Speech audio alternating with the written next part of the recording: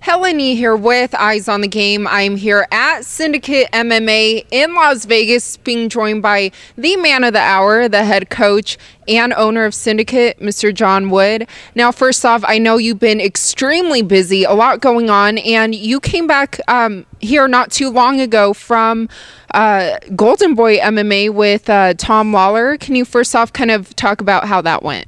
Sure. Golden Boy was it was an interesting situation with Tom. We had, found out the whole debacle with the UFC, and so we got offered that fight. It was a good promotion. The money was good. It was a good name. There was a lot of hype coming off of, with the Tito Ortiz and the Chuck deal. So it was a big promotion to kind of put him back in. We had a different opponent kind of lined up, and it was actually switched about 2.5 weeks before the fight and switched to Duran. So we had a guy that I forget which guy we're fighting. I think it was Berg or whatever, and he was like 6'5" and huge big guy, and then got switched 2 weeks out to Duran, who is 5'5" and an amazing wrestler and a whole thing. So Tom just wanted to get back in there and do the whole thing. He's a competitor. He's never stopped training, he's never faltered through all of this stuff. And so just got him in there, and Duran is a super tough opponent. That kid's got a huge future in front of him. Not ideal for the first fight back, but like I said, the promotion and getting him back in there fighting and just kind of knocking off the dust was a good thing. Overall, didn't go the way we wanted. The fight didn't go the way we wanted to. Duran's, like I said, a great competitor, great fighter, but the promotion itself, was actually. Was done well. The back end of it, as far as the production and the staff and everything there, it was really good actually. I really hope they have more fights now, and more shows, because anytime there's a big show and there's more work for the fighters is better. Now, the level of the fights and the things that they put on, obviously you guys saw, the Chuck and Tito thing was cringeworthy. It was a bad, but it was a big draw for them, or supposedly probably a big, I don't know what the numbers were. I don't hear that they were good, but it caused enough buzz for people to be interested into it. But overall, the quality of the fights or the main event and those kind of things, I think really kind of made the show look, it kind of tainted a little bit with the Chuck and Tito thing. But the back end of the show and the production was very well, and I'd love to see him do another fight. So speaking of the main event, though, like you said, I mean, it was very controversial, got a lot of mixed reviews, and especially about how Chuck looked in there. So, you've been a coach in this sport for a very long time and also a fighter. What do you think of that situation, having Chuck Liddell, 48 years old, going back in there? What was your thoughts kind of? I mean, we all remember Chuck from his his glory days and as a killer, and it was the, oh man, I'd love to see him go out there. He had already knocked Tito out twice or TKO'd him, whatever, and we were all hoping for the same thing, I think, in the same glory days to come back. But as the videos surfaced and the training and things happened, it was kind of apparent to most people that he probably wasn't sandbagging, and it was just a kind of not the same fighter. And it's tough for fighters, man. Like, Chuck came out and said he didn't want to retire then, was kind of forced into retirement from knockouts. He was given a good job from the UFC. Dana gave him a good job, and then that all came to an end. And I'm not one, I don't know about his financial situation, but I mean, a lot of that could have been money oriented too. You get offered a big payday to come back, and it's something that he loved to do, and the guy's always a constant competitor and wants to fight. The dude's a born fighter. I've spent some time around him, and he's the guy just likes to fight, So whatever his motivations were, they money, sure, probably. Were they, the fact that he wanted to get back in there and do it again, probably misses it. Yeah. Should he have? No, probably not. Some people should have probably stepped up and said, hey, let's not do this. But with all that being said, it's hard to tell somebody who, is dead set. There's a lot of times when my fighters fight, and I just tell them, be honest with me about why you're taking this fight. If it's a short notice fight, do you need the money? If you come to me, if one of my fighters comes to me and says, hey, I've got to take this fight on 2 weeks notice because I got to pay my bills. You look at things differently in perspective. And as long as there's some times that as fighters, the money that you're made, we're put in positions that you don't want to be put in to survive, you know. And I'm not saying that that's necessarily what happened with Chuck, but it, you know, it's kind of looks that way. But in your opinion, though, when do you think a fighter should really retire? You know, one, there's always the joy in it when you stop. There's a point in time, I remember for me, I didn't have like a great career. I fought, you know, almost 20 times professionally, but I wasn't like every time I got to a spot, I'd get injured and things were just, my body was falling apart too early in my career to really make a push. I remember sitting in the bathtub cutting weight and just being so over it. I'm like, God, I hate this. This is horrible. This is miserable. I don't want to do this anymore. And that point in time, right then and there, I knew I didn't want to do it. I was over it. And I fought 2 more times past that, lost both of them, and for stupid stuff. And that was the time for me to sit back and say, I had a set thing. I was like, if I lose 3 times in a row, I'm done. Yeah. That happened. I was done.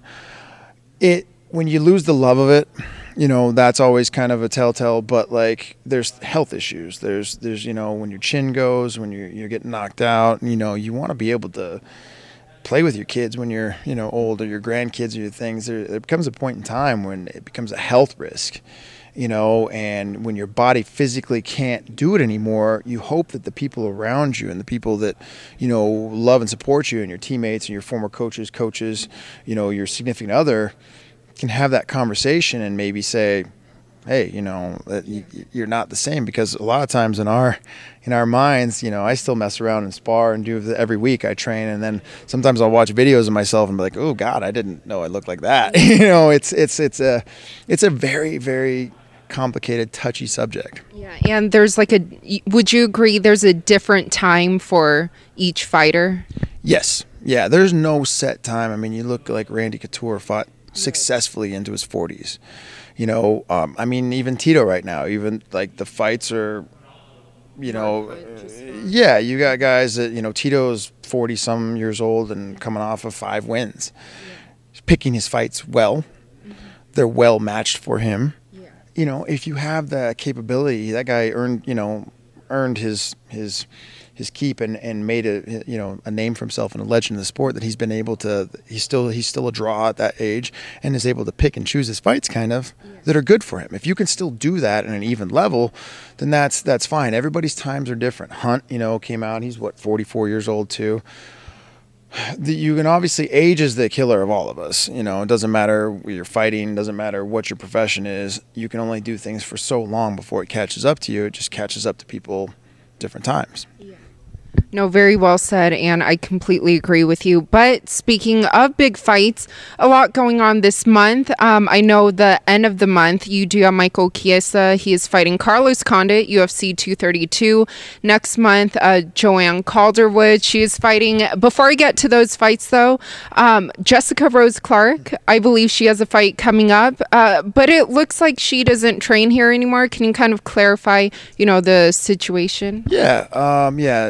Jess is no longer with Team Syndicate. She's still working with Walker Vivian, one of our head striking coaches here at the gym. You know, sometimes it's just one of those things where people need to move on and do what they think is best for them. And sometimes for me, it's having to let them go do that. Yeah, we, you know, a couple weeks ago decided to kind of, you know, go our separate ways.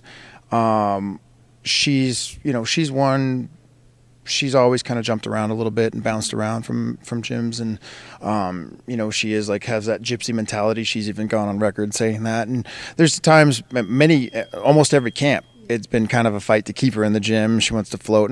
It's not so much about training other places, but literally just, you know, I think there was a point in time where she bought a van and was planning on traveling around the country and doing whatever.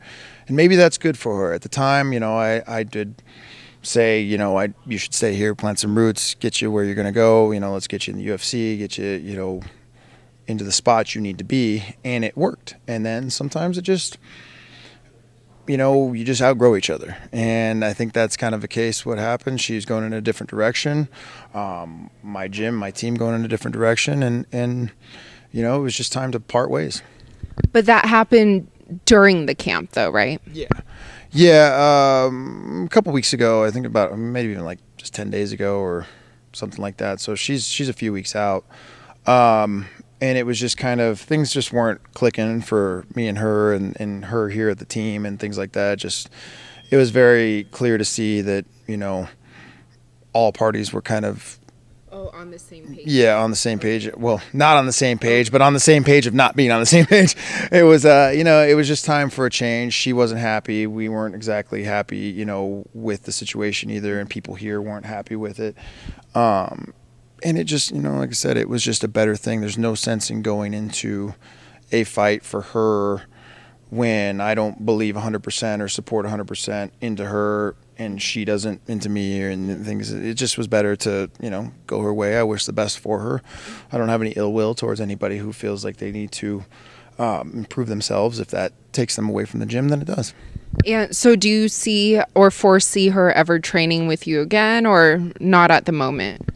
Nah, I think that ship sailed. I think I'm happy without it, and so is she, and we can go and she can travel and do her things. And like I said, I wish her nothing but the best. And we had a good run when we did. But there are a lot of great fighters training here. Like I said, Michael Chiesa fighting Carlos Condit. So he's looking to bounce back from the fight against Anthony Pettis. Can you kind of, you know, talk about his fight coming up? Yeah, Chiesa's been spending the majority of his camp back. You know, he usually splits time between here and in Washington with his camp out there, Sick Jiu-Jitsu, whatever, with Rick Liddell and his team out there. He's got a good group of guys, and so last camp he was out here working at the PI a lot and doing some stuff, but he chose to kind of spend some more time there, and I think he'll be back out here shortly. You know, he's moving up a weight class, and with Chiesa, he's a giant guy. He's huge. I mean, he's 6'1", 6'2", walks around at 200 plus. It was just more. He's more than ready to move up in a weight division. The guy's, you know, super strong, athletic. He's a grinder. This fight with Condit, obviously Carlos is one of the original, like, just super tough, you know, gritty veterans, and he's very well rounded everywhere. So it's going to be a good test for Mike. I believe that Chiesa, you know, will be able to use his strengths and to Carlos's weaknesses, and I think he'll pull out the win. I think it's going to be a great fight. I think it's going to be a bloody fight, but I see Michael, you know, using his even at 170. I think people are going to be shocked at how big and how strong he is at 170. So I think I'm very excited for that fight, and you know, I think Mike will get it. Yeah, a lot of people are definitely looking forward to that fight. Another one, Joanne Calderwood. Now she is coming off an impressive submission victory. First off, can you know, kind of talk about her fight and how it's been like to train her? Yeah, Joanne just come off a huge, you know, submission win, which was her first of her career. The thing about JoJo is that people don't realize she's got an awesome ground game. She's actually really, really good on the ground. She's slick, she's fast, she's a hard worker. And with that, it's just kind of building confidence. I don't know that she's ever had confidence put into her ground game and spent time there. And before the camp, she was doing awesome with her submissions and catching a lot of the high-level girls, you know, and people here in submissions. And so we'd worked a ton off of it. With JoJo, she's everything you would want in a fighter. She's dedicated. She works hard. She's tough. She's got the heart. She's got the brain. She's got the mind for it.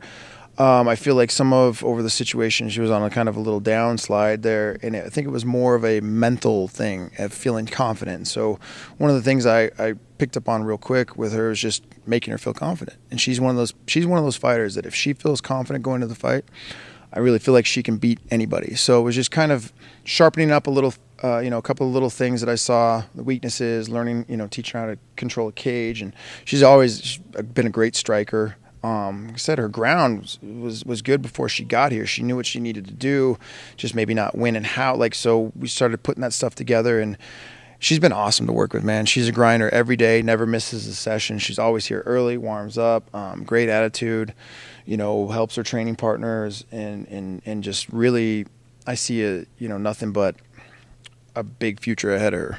Now, she is fighting UFC 233, right? That actually just got switched, so I'm not sure if that's even been announced yet or if I'm supposed to announce it, but you know, I think now we've moved to a week earlier to the first ESPN card, January 19th, so I believe she'll be fighting on the January 19th card in Brooklyn. Okay. Yeah. So coming up. And then also, though, I kind of saw her and Cynthia kind of go back and forth. Can you talk about that and if you would like to see, them have that rematch? Yeah, that's one that definitely is a sticking point for Joe. I think she would love to run that one back. It was just a bad situation for her mentally, physically. She was in a bad spot mentally, physically. Yeah, for as far as for me, I'd love to see that. I'd love to get that fight back. I would love to. Cynthia's a great competitor also. She's a tough fighter. But I think that Joe, with the right game plan and the right, head on her shoulders, can definitely beat her or anybody out there in the world for that matter. Joanne posted something about weight cutting, and it wasn't really, it was not so much as a slam on Cynthia, but just kind of stating with everybody that maybe it's time to move up a weight class, and these fighters all making these super hard weight cuts and killing themselves, and they kind of had a friendly little go back and forth with it. If that produces, another fight, that'd be awesome. I don't think Joe's ever gonna drop back down to 15. I think she actually right now she could, with the way she's been getting the work over the UFC PI and her diet, everything's just so on point. She's walking around, leaner than she ever has. So she probably could make it, but the sacrifice, the energy, the power, all the mental state that she has now with her, I don't think she's going to be making, the cut to 15. So if Cynthia wants to come up, I'm sure Joe would gladly welcome her. And she's found, a lot of success at 125.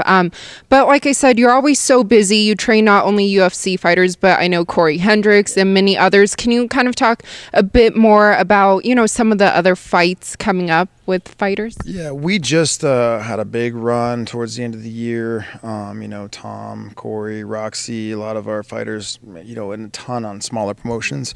So, it's actually right now we got Frank Mir coming up. He'll be December 14th in Hawaii. He's been an awesome guy to have. I've been training with Frank for 15 years on and off. So to have him back in here, and he's actually teaching some of the jiu-jitsu classes and working, is really cool. So we've got him finishing up the year. Joanne Calderwood will be the beginning of the first year, and then I imagine everything kind of cycles on and off with the fights. You get a big group and cluster together, and then you got to kind of wait. So I think looking at Corey Hendricks to be back probably February-ish, and ACB we're looking, Tom broke his knuckle in that fight, and he wants to get back, as quick as possible. So we're going to be looking at getting him back out there. And then I have a, plethora of young talent that we're looking to I'm trying to get 3 or 4 guys booked up on the Contender Series when that comes back up. So it'll be we're actually kind of mellow right now, and then the first of the year at the end of January is where it just starts to really kick off again. Yes, and for everyone watching or listening, where can they get more information on the gym? Syndicate MMA LasVegas.com is our website. You can go to Instagram, Syndicate MMA. Is any of our Twitter or social media. We have a lot of information on there. You can reach us 702-838-8008 is our phone number. Feel free to call and we'll give you all the information, or come on down here anytime. And we always offer anybody to come down. We offer trial passes and everything for everybody to come in and try the gym out.